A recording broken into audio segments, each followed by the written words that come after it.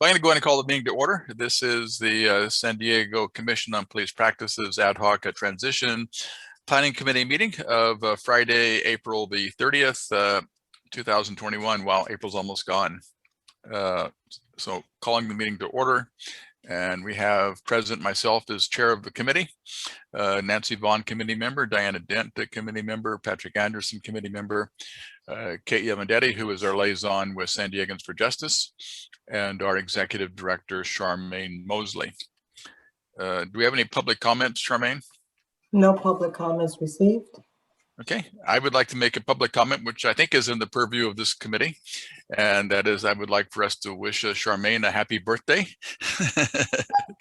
because today is Charmaine's birthday. Happy birthday. Charmaine, I am so glad that you're alive. You are a gift to this world, and I hope you find some joy and some rest today. Happy birthday. I hope so too. Thank you. Okay, and so we'll move on to updates and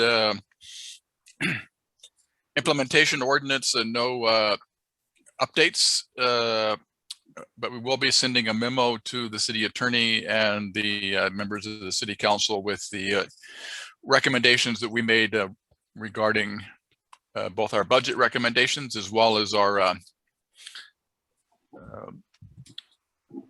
investigation recommendations. And so we have Andrea St. Julian from San Diegans for Justice joining us. The City Council this past week on Monday took action to approve the interim standard operating procedures and the appointment of Charmaine as the interim executive director. The budget process, we sent to the city finance department the recommendations of revisions to the mayor's budget that we made at our meeting this past Tuesday. And we have our budget hearing on May the 11th, and Charmaine and I are planning for that.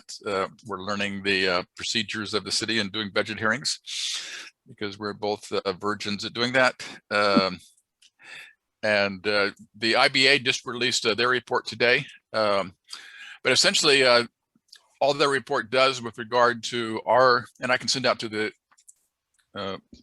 committee the IBA report, but basically it restates what our budget request is, and it also notes that we'll be making additional requests at the budget hearing based on the budget revisions that the commission approved last Tuesday. So that was good. And that answered one of my questions, whether or not we will have the opportunity in the hearing itself to present those revisions. So I'm sorry, Doug, I may have missed it, but what time is the hearing? It's we have a 2 o'clock to 5 o'clock time slot. So they have several different departments that are presenting in that time slot. I know boards and commissions. I think maybe city attorney's office is doing that time period as well. It's estimated that we will be on around 3 o'clock, but it'll be sometime between 2 and 5 on May the 11th. And then standing rules, no updates. I'm sorry, what meeting is that? Is that a city council meeting or? No, it's yes and no. It is a budget review committee, but the city council meets as a committee of the whole. So it's city council, but their meeting is the budget review committee. And it's not a committee, it's a presentation committee. So it's not a committee where there's public input, but there is a budget hearing. And May 17th is ringing the bell in my mind, but I'm not positive about that date. Oh, it's okay.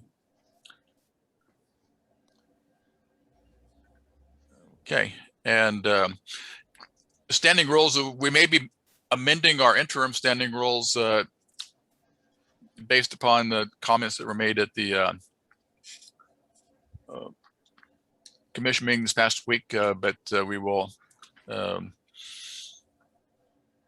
be having a rules committee meeting to to handle that. That has to do with making our review of cases more efficient in terms of report writing, etc. So we'll move on to unfinished business. I'm sorry, I have a question about that too, Doug. Okay, yeah. Does that also include the discussion about the police in closed session? That I don't know, because we referred that to the cabinet to decide how to proceed on that issue, because there wasn't a consensus, and so the cabinet's going to decide that. So it might and it may not. I'm not quite sure. Okay, I just want to know when that's coming up again for discussion, if it is. Okay. Well, how about either way? We'll let you know about the rules committee meeting. Okay. And Thank you. so that you can participate. Then unfinished business. Well, as you know, the commission approved our recommendations with regard to the budget and the investigation process at the meeting on Tuesday, with a couple of revisions, including an increase in the salary for the general counsel and a couple of other minor changes to the committee's recommendations. So I'm going to put myself on mute for a second while I cough. Sorry about that. And so now we'll move on to new business. We have several items here, and we may want to do these in a different order. So because there's a couple of items that is Andrea still here? Yep. Okay, he's not showing in my list here, but for because item number A, procedure for dealing with disagreements over findings between the commission and SDPD, and items number E and F were ideas that Andrea St. Julian wanted to bring forward, so I wanted to make sure that we got through those today. So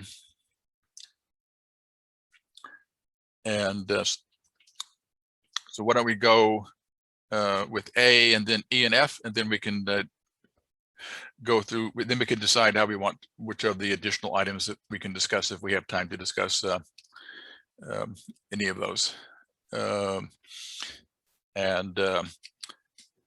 And then under other items and concerns, I want to have a brief discussion of the revised timeline, which basically is based upon the work plan. So they're kind of linked together. But I thought that it would be helpful to have us review that. So for two reasons. Number one, there were questions asked by city council members of what is the timeline for everything. And then obviously at the community open forum, that'll be a concern of the community. So if we can at least look at our best projections and be able to tell the community and the city council of how we see things proceeding, although obviously there are things that are beyond our control. And actually, before we get into that, Patrick, do you want to give a community relations report? And now that Andrea St. Julian is here, maybe we can talk about the idea that we were talking about prior to commencing the meeting of combining our community forums regarding an update. So yeah, Patrick. So Andrea, we had asked at the last meeting if San Diegans for Justice wanted to co-host a roundtable giving updates. And then Kate today mentioned that you were thinking about something on the 15th. We had been looking at the 17th, but is that event on the 15th, is that something you would want to co-host? Oh, you're muted. Yeah, I think the 15th, it's kind of more appropriate for that one not to be co-hosted. So I don't think the 15th and the 17th would necessarily conflict. I think they would be probably two different things. Our meeting is not simply an update, but it's also, to gather opinions from the community as to how they feel about how things are going. And that may be a little bit different than what you all are want to do. So let's talk about that more before we move forward on that, I have to say San Diegans for Justice has really, really loved co-hosting events with the outreach committee. It's been wonderful. And so it would be nice to find a way to continue that, but with an understanding that there are some things in terms of moving forward that San Diegans for Justice, does need to do internally. Sure. So then do you think if we were to go ahead and plan one, so one of the things we want to do is to present the hiring plan, especially for the community outreach person on staff. And so Kate and I had suggested that we take that back to the community, share a draft of the job ad, get them to provide feedback, in addition to giving all these updates that Doug is giving us about specifics of the budget and so on. It might actually be nice if San Diegans for Justice has a strategy meeting and an update meeting on the 15th. If we then had a roundtable on the 17th, then members of San Diegans for Justice could express some of what comes out of the meeting on the 15th. That might work. That might work really well. I'm just a little nervous that discussion is going to take up too much time here. and so you want to talk about it later? Yeah, if we could talk about it later and flesh out those details, that would be great. Okay. Yeah. Great. Okay. I'll give you a call. Thank you. Well, in the meantime, I put a hold on the calendar, Patrick, for the 17th between 5 and 7. Thank you. Okay, great. Okay, so now we can commence with new business. And the first item of business is a discussion of what we should do if the commission disagrees with the findings of the commission and the department. And that applies not only to our reviews, but maybe especially our investigations. So if, currently if we disagree with a IA case, we can bring that to the mayor and the mayor's office serves as an adjudicator. Measure B didn't specify what, if anything, happens if the commission disagrees with the department, either in terms of our reviews or our investigations. And so I thought it would be worthwhile for us to have a discussion of what we think should happen. Part of my concern is, excuse me, I guess I'm caught in my throat here, is if we simply, excuse me, publicly disagree, what have we really accomplished? And so how can we give the commission teeth if we believe that the position that the department taken is wrong? And so that's part of our discussion today is there a way that we can resolve differences between the department and the commission? And Andrea St. Julian from San Diegans for Justice has indicated that she's had some thoughts on this, and I know she and I have had some discussions this past week. So I'm going to turn over to her to give us her thoughts, and I'm going to get a glass of water real quickly while she starts doing this. So Andrea, you want to take it away? Thank you, Doug.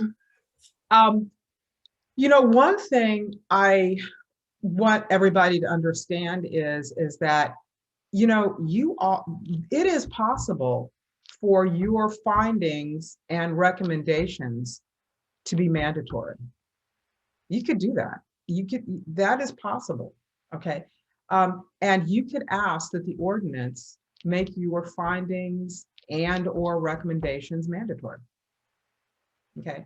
And what the first thing people usually say is, oh, poll board, does that allow that?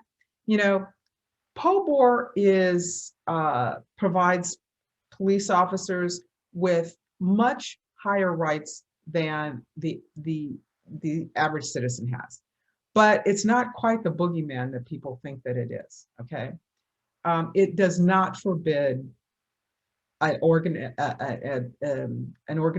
such as the CPP from having their recommendations and their findings are mandatory.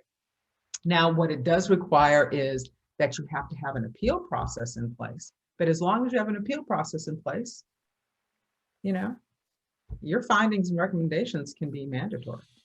So it's not whether or not you can do that, it's whether you want to advocate for that. So if you all decide that you want to advocate for some process that makes your findings mandatory in the event that there is a conflict, you can do that. You just need to decide that that's what you want to do.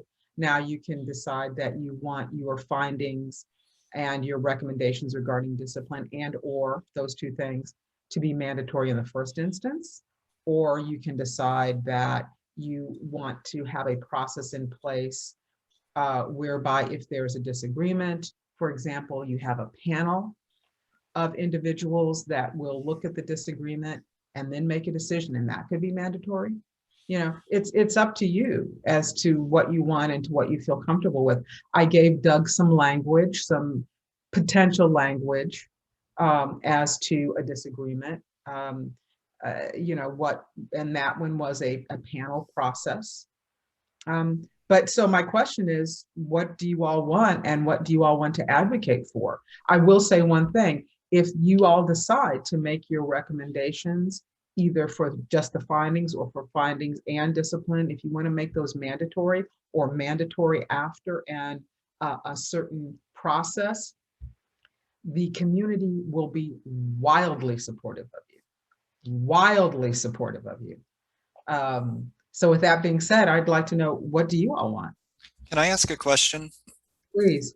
So I'm very interested in this discussion. And so I want to tease out a couple of the distinctions that you drew that I think are really important to highlight. So on one hand, there's the question of saying, with or without a panel, you know, just focusing on the end result. On one hand, there's the question of whether the CPP's findings will be final, which is what you mean by mandated, right, or mandatory. And then on the other hand, there's the question of discipline. And so I'm wondering, so there would need to be different strategies for those two different things, right? Or do you, if the commission voted to put forth mandated findings and discipline, what are the barriers to that, legally speaking, in your experience? Yeah. So to address your first part, you know, from my conversations with Doug, my understanding is that the commission may be more interested in making their findings binding, as opposed to making both their findings binding and also their discipline recommendations. So you could do just findings if you wanted to, or you could do both findings and discipline if you wanted to. If you want to advocate for that, that's fine. The only barrier, there are two barriers to doing that. One is just the political will. You have got to convince council members Von Wilpert, Whitburn, and Campillo that they should support this. Okay, that's just the bottom line. And then the other barrier is you would have to make sure that in the ordinance, if you made either findings or both findings and disciplines binding, you have to make sure that there's an appeal process. That's what POBOR requires. It requires that the officer have an appeal process. So in your experience, in your reading of POBOR, and I trust you on this because I'm not an attorney. I've read these things, but I'm looking to you for guidance here. So what would be required of a POBOR compliant version of this is all the stuff that could also happen. A representative is present. If there's a second interview, the person gets access to the case file, all that stuff that goes along with it. There's a 1-year deadline, etc. But in terms of this process, POBOR would require an appeal, a formal appeal process that also follows all of those guidelines. Okay, yeah. really helpful to know, just in terms of thinking this through. Thank you for that. Yeah, and in And- terms of discipline, it's already written into to Measure B that discipline recommendations from the commission are appealable to the Civil Service Commission. So even though our decisions under the Measure B are not binding, they still have the opportunity of appealing our recommendations. But I think Andrea is right. I think that the real issue is the findings, because the Measure B is silent on the findings, and that often is what the key issue is going to be, is was the officer responsible or not responsible. And so we can make a recommendation regarding discipline, and that's gives us a lot more power than we have currently. But in my thinking, if we disagree and all that happens is we have a disagreement, we don't have a lot of teeth. But if there is some process that compels the department to consider or even accept our finding, then that gives the commission a whole lot more power. And forgive me, Andrea, I didn't realize that you sent me at midnight last night the email, so I just found it, and I'm going to share my screen so you can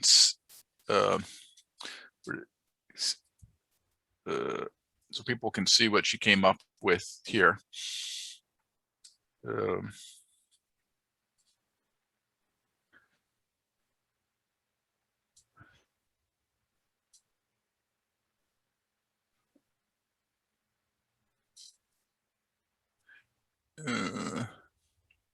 Yeah. And there's some things I can talk about where, I can see where you might want to change some things, and I just want you all to understand that you have the freedom to what you have the freedom to do, right?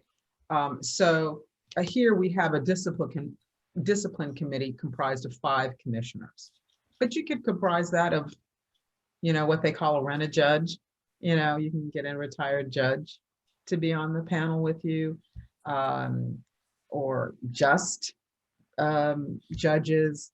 You can comprise the discipline committee of whoever you'd like or suggest that it be. And then they can make the ultimate decision, and that can be considered binding. And then you would also give police officers a right to appeal. And the appeal could be through the Civil Service Commission, or you could create your own appeal process. Yep. And I'm thinking it may be good to separate out and have different processes for findings and discipline. You don't have to include discipline in here at all. You could just make it findings and take out discipline completely. Yeah, and I would put and I like the idea of a retired judge or somebody, but to have so it's not just the commission who is helping to resolve the difference. You have a neutral party involved in the adjudication process. And the other thing we have to take into consideration is the as Andrea wisely pointed out, is the politics. Text me and ask it, wouldn't all this be subject to a meeting confer? And obviously this would be a hot topic during a meeting confer. But we also have to have the city council willing to take this bold of a step. So we have to come up with a proposal that Well, I have a question. I don't see why there's any particular controversy about findings. The commission can make its own findings, and why do you have to agree with the police department on the commission's findings? I can see that there might need to be some discussion about recommendations and discipline, but the commission's findings are their findings, and I don't see that as part of a meet and confer. I don't see that as part of an appeal process. I may be missing something, Andrea, but it seems to me Well, that, Kate, I think what you are missing is what we're suggesting is that the findings become, it's more than just our findings. We want to see if there's a process to make our findings the findings of the department. In other words, the mere fact that we okay, say, for example, that the allegation is sustained doesn't make it sustained. It just is a statement of opinion based upon the facts of the commission that the finding should be sustained. This process would say that if the department believes that the finding should be exonerated, and we believe that it should be sustained, or it could be the reverse, that there ought to be a process for the department to reconsider their decision and accept the decision of the commission. And if so, what's the process for making that happen? And not just having a discussion with the department, but is there a process for compelling the department to change their decision based upon the finding of the recommendation? That makes sense, Kate?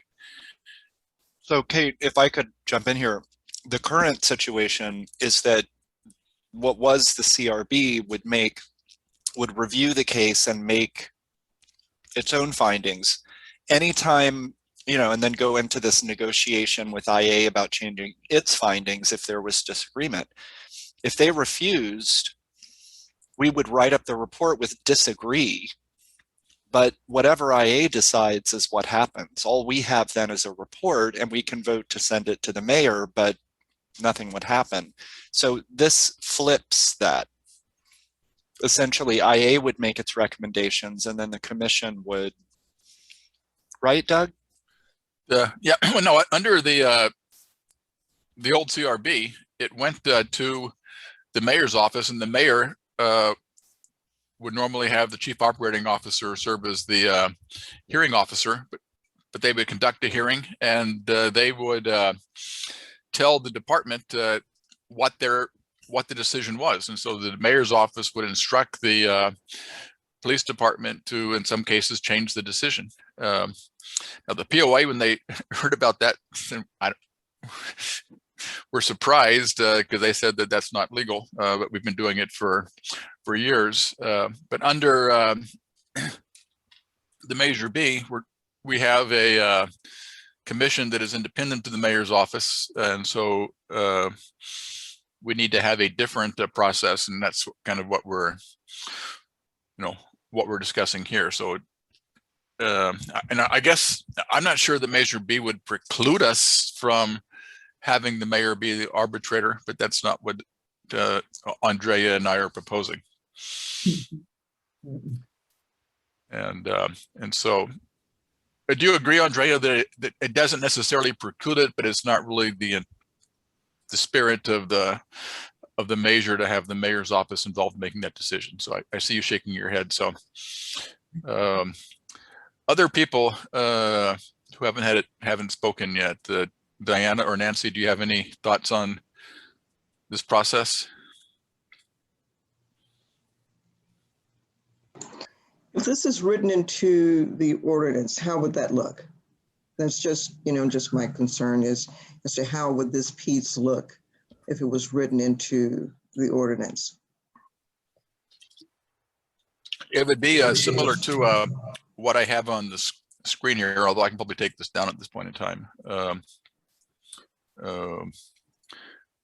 And so we would have a provision put into the ordinance itself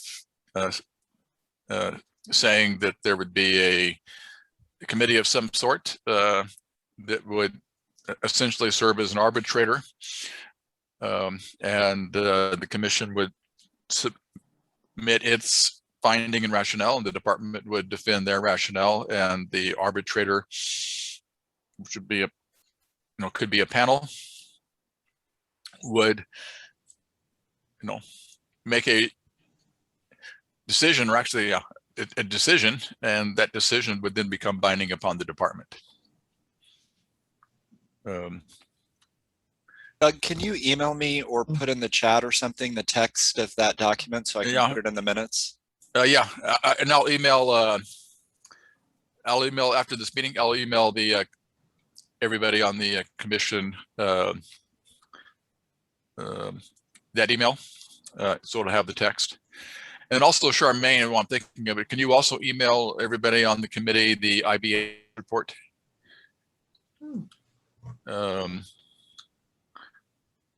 And Nancy, Yes. do you have an opinion? Do I ever? I was called off. My sister is trying to get in touch with me, and if she calls again, I will have to go because it could be something emergency. Anyway, I didn't get through reading it, Doug. Who's going to actually make the decision?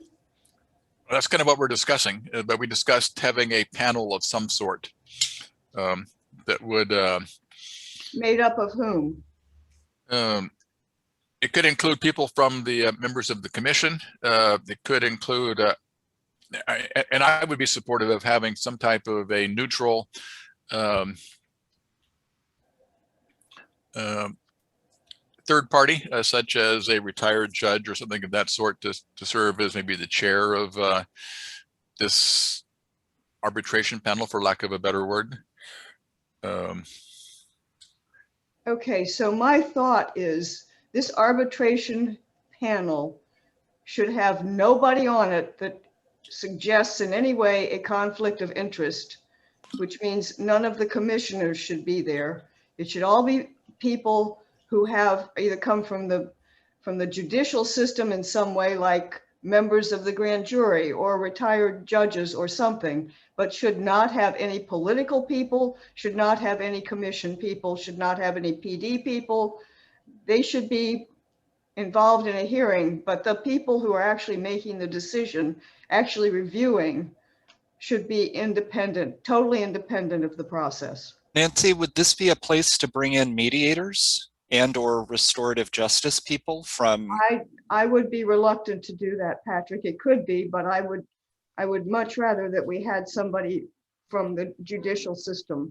So as Andrea suggested, a kind of rent a judge for a day or something. Get a judge. And if I could, didn't mean to interrupt, Patrick, but I was wondering whether or not it would be you say rent a judge, would it be the same panel for each case, or would you have a different panel for each disagreement that comes up? So would you have should be different. Okay. This is where we could bring in, so we wrote into the budget all of those subject matter experts. So that it would be interesting if there's a case that involves mental health, for example, or addiction, we could rent a judge, but then also in terms of who's on this panel, one of those subject matter experts could be on that panel. They could be a part of the hearing, Patrick, but they shouldn't be a decision maker at this point. Oh, you're right. Yeah, you're right. Yeah, but we could use the subject matter expert to present the commission's case. Sure. And so I kind of tend to agree with Nancy. I kind of like that approach of having a neutral, non-political, non-commission, non-police, who would have the ability to arbitrate, but we want to make sure that the arbitrator would not have a bias toward any particular approach. Yeah, there has to be somebody who's used to doing such evaluations. And although I'm not necessarily convinced that it needs to be somebody in the judicial system, and so it could be somebody from like a grand jury type of a person or whatever. Maybe. And perhaps, probably the current grand jury would not be appropriate, but perhaps former members of the grand jury could be in a pool of that, because those people would have the type of experience that of looking at issues like this, and they might have a different perspective than a retired judge might. I see Andrea is raising her hand, and so I'm going to let her respond to that. Well, I just first want to be sure I understand. So am I hearing everyone correctly that they like the idea of having a process for making the final outcome binding on the police department? Is everybody agreed on that? It seems like, or is that the sense that I'm getting from everybody? But if anybody disagrees, speak up.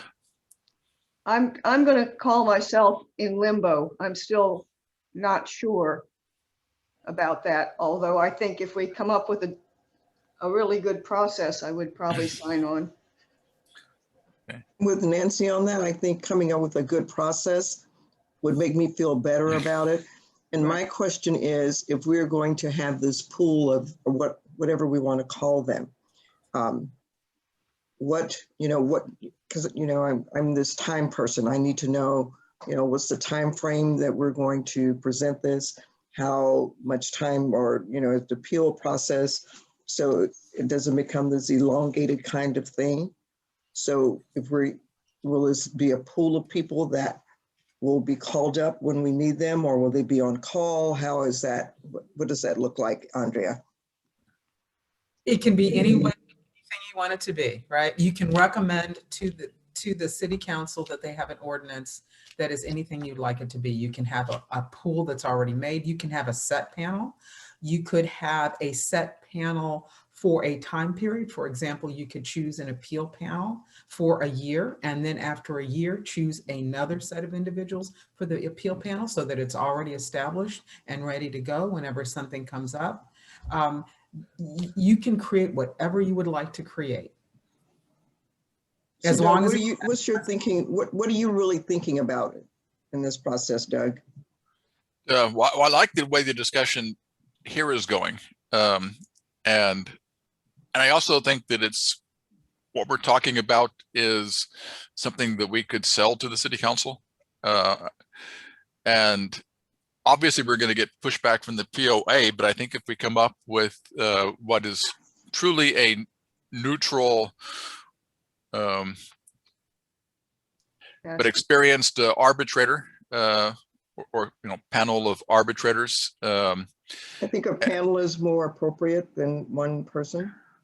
Yeah, and that considers and gives, I don't want to say equal weight, but gives fair weight to both the commission and the department, and has the expertise and the ability to come up with a fair resolution that would become binding. To me, that would be fair. I think we could sell it to the commission, and even though we would get pushback from the POA, I think that the POA doesn't make the decisions; they just have to have input, and so I kind of like that direction. Patrick. Yeah. So Diana's question raises something for me that first of all, I fully support this. I think our decision should be mandated. I think there should be independent people on this appeals panel. There's no question to me that that's what Measure B envisioned. There's no question to me in my mind that is what the community expects. I think there are groups in the community who would be surprised that this is even a question, which is neither here nor there when it comes to our discussion. I think it's important that we talk about this, but this is just to say I fully support it. And Diana's question raises a complication that I think we need to put a lot of thought into in advance so that it doesn't become a problem later on. And that's the 1-year deadline. So any appeals process, I mean, I can imagine that most officers would probably want to go through an appeals process because that is a right afforded to them, especially for serious charges. If we assume that, because that is a right that they have by law. If we assume that, then that's going to back up our case review and investigation calendar even further.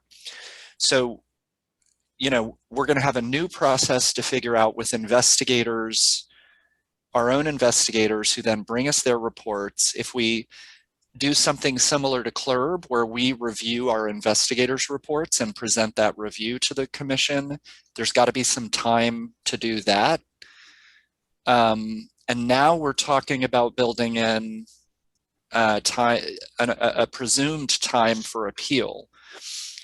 For the cases that we review, that we don't investigate, we've still got the problem of having to wait for IA's cases, which, as we're seeing right now, are so backed up that we're being forced to rush through case review on some important cases. I'm laying this all out because I think we have to be very clear at every stage of writing this up that there are strict time limits on the appeal. I don't know what POVAR allows us to do, but something like once an officer has received notice of findings, that officer has, what, 72 hours to initiate an appeal? Well, see, I'm not sure, Patrick, that you're correct there, because the currently all the decisions of the department are subject to appeal to the Civil Service Commission, right? Okay. And the year, I think and I could be wrong, but I think that the year only applies to the department imposing the discipline. It doesn't apply to the appeal process. And so I think, and I can confirm this, Yeah. but I think that the year is when the department has to come up with this decision, but they can still appeal that decision, and that decision, the appeal process, I think, is outside of that year. Okay, all right. But what I'm thinking is that maybe it would be good for us to give some more thought individually to what this process might look like. And then after we have crystallized our thoughts, to invite our outside counsel to a meeting to discuss what the legal restraints might be on what we're thinking about before we propose anything specific. And Andrea was, I think, raising her hand, but now she's shaking her head, so I'm not sure whether she's going to say the same thing that I was saying or not. No, I agree with you, but I did want to say Patrick's comments, though, are very, very, very well taken. Because if you do have a disagreement, it's because probably because IA is not imposing any discipline. So we don't have a moratorium on that 1 year timeline. And so I think we really do have to consider what Patrick was talking about. A way to get around that, and not get around that, but a way, something you might want to consider is you can just have your findings be binding right off the bat, not just when there's a disagreement. And so you might want to consider that. Then you wouldn't have to wait on what IA is doing. But those are all things for you to consider, and just how you want to. And I have a question, and this may change with the new CPP, but how many disagreements, how many cases per year on average are we talking about that go through this disagreement process? I don't recall seeing very many in the annual report, so that's why I was wondering. It usually is very few, because right now we negotiate and we, have discussions with internal affairs, and either they convince the team that they're right, or we convince them that they're right. So normally we have this kind of internal arbitration process where we try to resolve them prior to going to the commission. But I would say that we have, and Charmaine or Nancy, maybe you can chime in, but maybe 4 or 5 a year, and less than 1 a year who actually go to the mayor under the old system. We have a problem, Kate, with people thinking that a case is important enough to send to the mayor.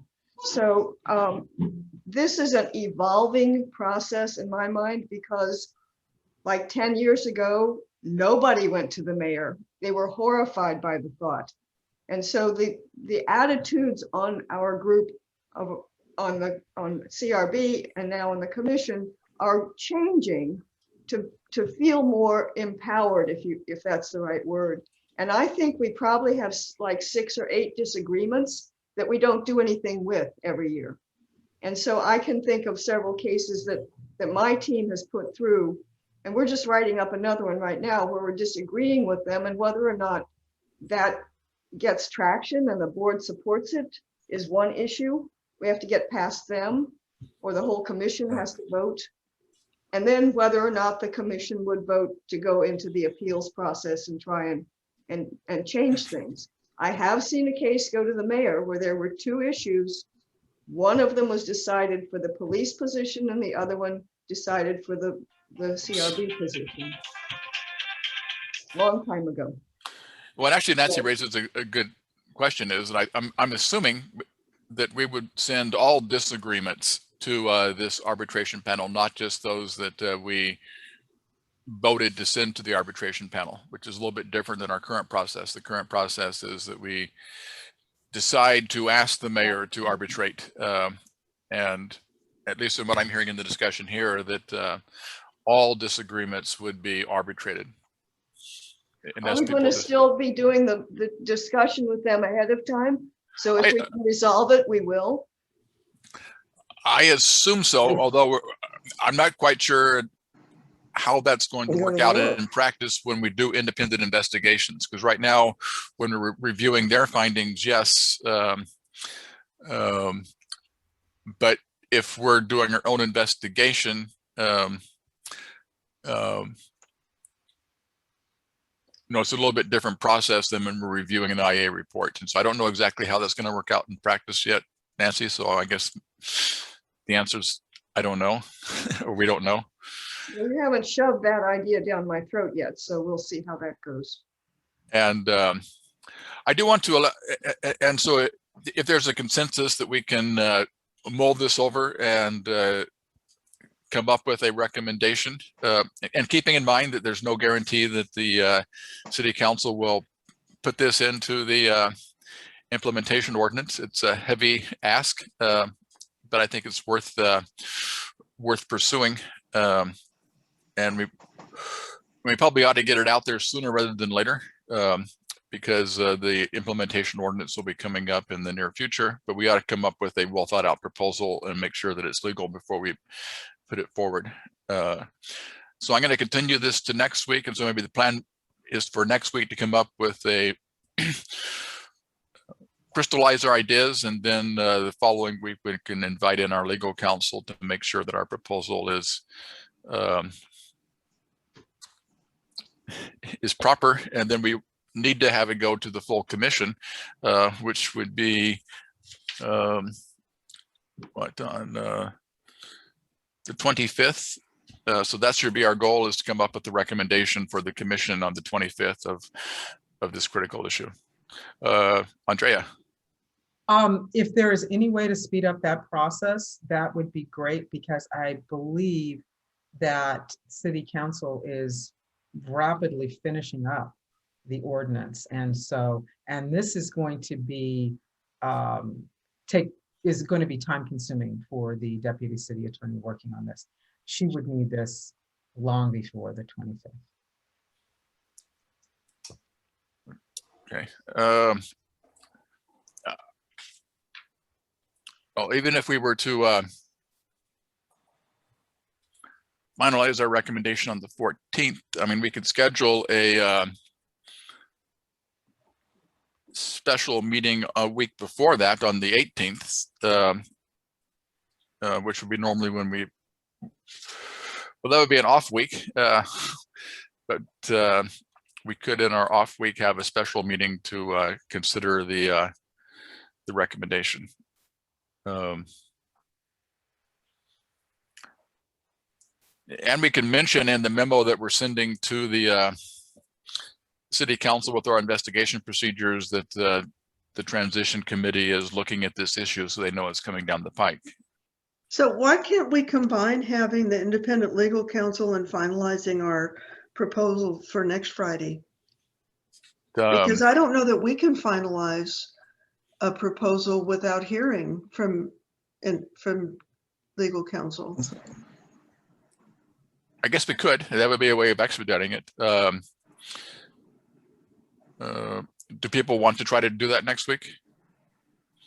and it probably will take the entirety of our meeting next week. And I do want to go over the timeline next week as well. Doug, this is absolutely crucial. I think this should be our first priority right now, because this is really the meat of the entire thing. This matters more than anything else. I mean, as a single issue, this is the one that everything else hinges on.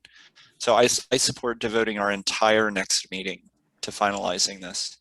And, Well, I think and I don't know what the status of the draft of the ordinance is, or when We don't either. going to city council, but It does. we really have to get this in. And if y'all don't finalize it until the end of this month, and then I can hear the city attorney saying, sorry, we're already finished with our draft. Yeah, well, it doesn't mean that they can't change the draft after. Well, and then it gets put off from May to June to July to forever. September. So anyway, it's my suggestion. Okay. I'm not a voting member. So why don't so why don't we try to see if our legal counsel is available to join us next week, and I can brief her in advance of what this issue is, and we can. And I think it's also important that we have the that we, as a commission, talk about the timeline, particularly since we're having the public meeting coming up, and we also are getting questions from the city council itself as how long is this whole thing going to take. And so I think we can maybe put those as the only two items next week. And then move forward. And I do want to, it's 12:57 now, but I would like for Andrea to spend a couple of minutes on the two items that she wanted to have on the agenda, which were the quality assurance program and whistleblower procedures. And so I'll give her a couple of minutes to talk about each of those ideas.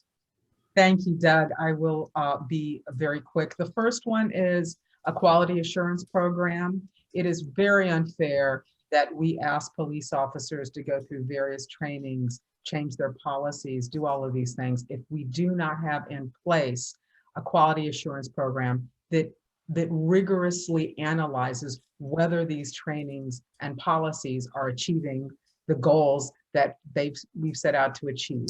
And unless you have a quality assurance program, it just doesn't work. So what would happen is the quality assurance program would be run by the San Diego Police Department itself, but the commission would have oversight over that quality assurance program to make sure that everything is being done appropriately. And hopefully you all will invite a man by the name of Ed Chapman, who is a physician who actually created the quality assurance program for the medical community, and it proved extremely successful. So he could come and visit you in a couple of weeks and tell you a little bit more about that. The second, Can I just say, Ed Chapman is amazing. He's been involved with the community roundtables, and he came to us with this idea that we should look to the medical field to see how they do oversight and how they practice oversight, and it was enormously helpful. It was so illuminating. So sorry to interrupt, but I absolutely agree we should invite him. yeah, he's fantastic. And then the second thing is, again, the commission is supportive of the community and really also of police officers.